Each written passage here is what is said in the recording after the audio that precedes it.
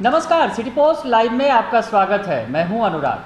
चिराग पासवान को पीएम मोदी ने लेटर भेजा है, जिसे पढ़कर चिराग पासवान इमोशनल हो गए हैं। जी हां, आज रामविलास पासवान की बरसी मनाई जा रही है पटना स्थित आवास पर, और वहां पर लोगों का तांता लगा हुआ है। रामविलास पासवान की बरसी पर उनके जो छोटे भाई हैं पशुपति कुमार पारस, वो भी पहुँचे हैं। चिराग के चाचा, जिनसे उनकी सियासी अदावत चल रही है, चाचा से मिले तो चिराग खूब रोए।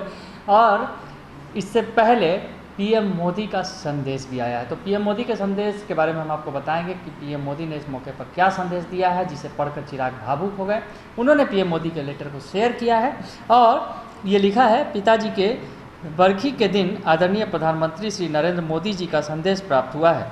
सर, आपने पिताजी के पूरे जीवन के सारांश को अपने शब्दों में पिरोकर उनके द्वारा समाज के लिए किए गए कार्यों का सम्मान किया है, वह उनके प्रति अपने स्नेह को प्रदर्शित किया है। तो चिराग पासवान पीएम मोदी का लेटर पढ़ के भावुक हो गए हैं। पिता की आज बरसी है, यानी लगभग साल भर होने आ रहे हैं पिता के निधन को, और उसके बाद जो चिराग का जो सियासी कुनबा था वो बिखर गया पिता के निधन के बाद। हालांकि चिराग ने काफ़ी कोशिश की कि चाचा और वो साथ हो जाए, यानी चाचा भतीजा की जोड़ी फिर से बन जाए। पर आज एक मौका है जिस पर दोनों इमोशनल भी दिखे हैं। जो तस्वीरें आई हैं कि चाचा भतीजा मिले हैं इस मौके पर, और चिराग खूब रोए हैं चाचा के सामने गले मिलकर।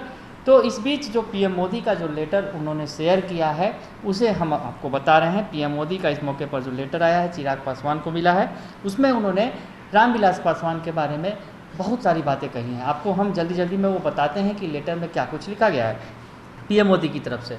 उन्होंने लिखा है, देश के महान सपूत, बिहार के गौरव और सामाजिक न्याय को बुलंद आवाज़ रहे स्वर्गीय श्री रामविलास पासवान जी को मैं भावभीनी श्रद्धांजलि अर्पित करता हूँ। यह मेरे लिए बहुत भावुक दिन है। मैं यहाँ उन्हें न केवल अपने आत्मीय मित्र के रूप में याद कर रहा हूँ, बल्कि भारतीय राजनीति में उनके जाने से जो शून्य उत्पन्न हुआ है उसे भी अनुभव कर रहा हूँ। आगे लिखते हैं पीएम मोदी, स्वतंत्र भारत के राजनीतिक इतिहास में पासवान जी का हमेशा अपना एक अलग स्थान रहेगा। वे बहुत ही सामान्य पृष्ठभूमि से उठकर शीर्ष तक पहुँचे, लेकिन हमेशा अपने जड़ों से जुड़े रहे। मेरी जब भी उनसे मुलाकात होती थी, वो अपने ज़मीनी अनुभवों के आधार पर हमेशा गांव, गरीब, दलित, वंचित के हितों की चिंता प्रकट करते थे। तो पीएम मोदी का ये लेटर आपको दिखा रहे हैं, आप अपने मोबाइल स्क्रीन पर भी देख सकते हैं कि पीएम मोदी ने एक बड़ा लंबा चौड़ा लेटर लिखा है रामविलास पासवान के बारे में, उनके बारे में, वो किस तरह के थे, कैसे इंसान थे, कैसे शख्स थे, इसकी पूरी चर्चा की है पीएम मोदी ने। आगे उन्होंने लिखा है, 60 के दशक में पासवान जी ने जब चुनावी राजनीति में कदम रखा था, उस समय देश का परिदृश्य बिल्कुल अलग था। तब देश की राजनीति मुख्य रूप से केवल एक राजनीतिक विचारधारा के अधीन थी, लेकिन पासवान जी ने अपने लिए एक अलग और कठिन रास्ता चुना। आगे वो लिखते हैं, वर्ष 1977 में जब उन्होंने लोकसभा चुनाव जीता तो उनकी जीत ने पूरे देश को अचंभित कर दिया था। उन्होंने डॉक्टर राम मनोहर लोहिया की शिक्षाओं से सीखा और समतामूलक समाज को अपनी राजनीति का आदर्श बनाया। यह आदर्श और राजनीतिक सिद्धांत अंतिम समय तक उनसे उतनी ही मजबूती से जुड़े रहे। आगे वो लिखते हैं, अपने लंबे सार्वजनिक जीवन में पासवान जी ने जो जिम्मेवारी संभाली, उस क्षेत्र को उन्होंने एक सकारात्मक दिशा देने का काम किया। एक समय उन्होंने देश के रेलवे इंफ्रास्ट्रक्चर को बेहतर बनाने के लिए दिन रात काम किया।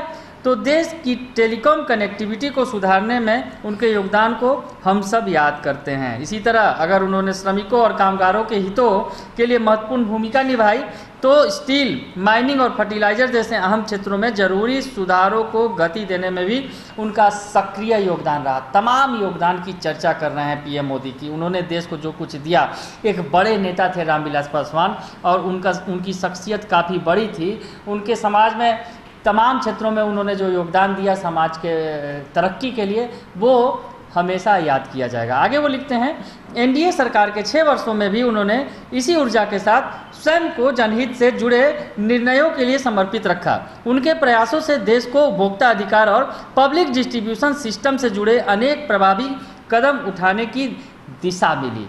आगे लिखते हैं, आज जो युवा राजनीति को जानना और समझना चाहते हैं या फिर राजनीति के माध्यम से देश की सेवा करना चाहते हैं, पासवान जी का जीवन उन्हें काफ़ी कुछ सिखा सकता है। सत्ता के शीर्ष पर पहुंचकर भी वह हमेशा अपने कार्यकर्ताओं के लिए सुलभ रहते थे, उनके सुख दुख में भागीदार रहते थे।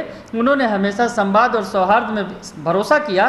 यही वजह है कि हर राजनीतिक दल के नेताओं के साथ उनके मधुर संबंध रहे।